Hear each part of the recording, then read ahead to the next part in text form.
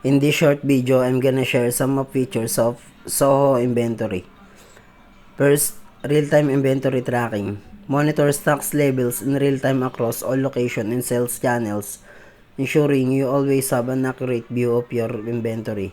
Second, automated reordering. Set reordering points for your products, and Soho Inventory will automatically generate purchase order when stock levels falls below the specified threshold, help to prevent stockouts. Third, barcode scanning. Utilize barcode scanning to quickly and accurately manage inventory, making it easier to add, track, and sell products.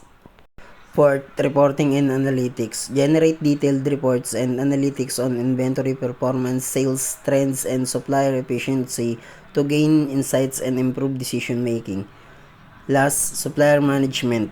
Keep tracking of supplier, manage purchase orders, and evaluate supplier performance to ensure you are working with the best partners for your business.